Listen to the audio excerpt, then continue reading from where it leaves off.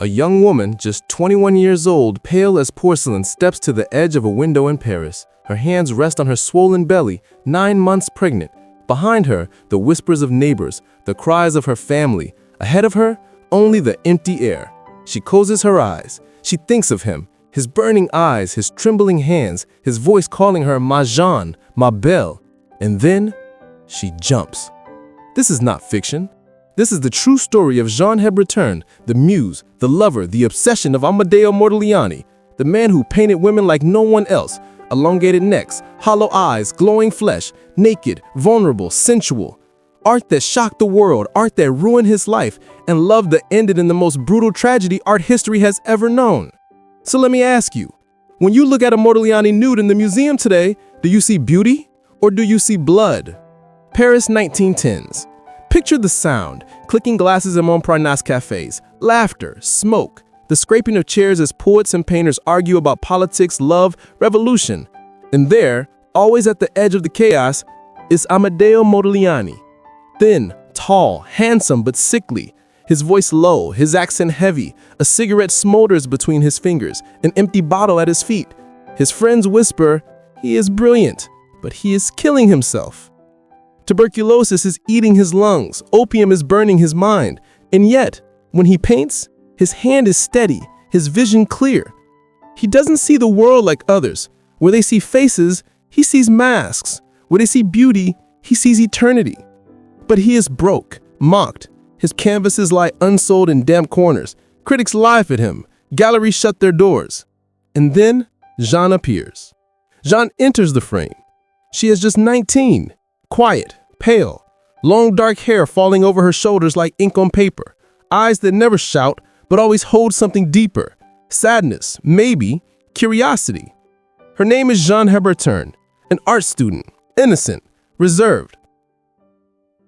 Now picture this. Modigliani holds his first solo exhibition.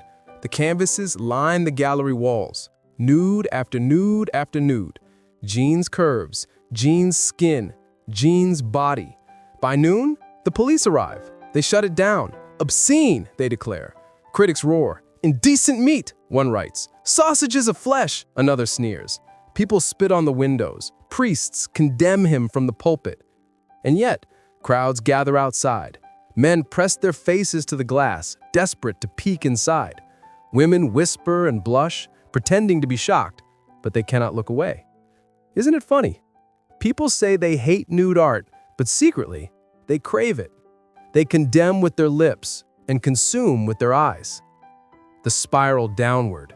As the scandal grows, Modigliani falls deeper into ruin. His cough grows harsher. He spits blood into rags. His hands tremble. But he still smokes, still drinks, still swallows opium like medicine.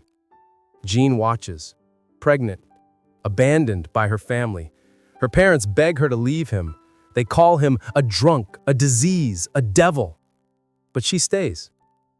She loves him. And he paints her again and again. Her body, fragile but eternal. Her eyes, deep wells of sadness. Sometimes she looks away from us, as if she knows her future. Sometimes she stares straight at us, as if asking, do you see me, or just my flesh? January 24, 1920. Modigliani lies in his bed, fever burning, lungs drowning. Jean kneels beside him, holding his hand, whispering prayers. He looks at her one last time. Ma Jeanne, ma belle. And then, silence. He is dead. Age 35. Broke. Despised by critics. The world shrugs. Another drunk artist gone. But for Jean, the world ends that day. The next morning, Jean's parents drag her back to their apartment. She is 21, 9 months pregnant. Her face is pale, her eyes hollow. She sits in her room, silent. She hears voices downstairs, her family whispering, condemning, planning to bury Modigliani without her. She walks to the window, 5 stories high. Her hand brushes her swollen belly. She thinks of him, his eyes, his voice, his madness. And then she steps forward. Her body hits the ground. Her unborn child dies with her. Paris gasps, 2 lives gone, a love story shattered. The cruel irony. Here's the twist. When Modigliani was alive, no one wanted his art. They mocked him, they spat on his nudes. But now, with him dead, suddenly he's a genius. Collectors rush to buy, prices soar, museums fight to display his works. In 2015, one of his nudes, Nu Couché, sold for $170 million. From obscene meat to one of the most expensive paintings in history. But Jean? Forgotten. Buried in silence. Her name erased, her sacrifice ignored. Every canvas whispers her story, but the world looks only at the beauty, never at the blood. So now I ask you, when you stand in a museum and see a Modigliani nude glowing under the lights, what do you see?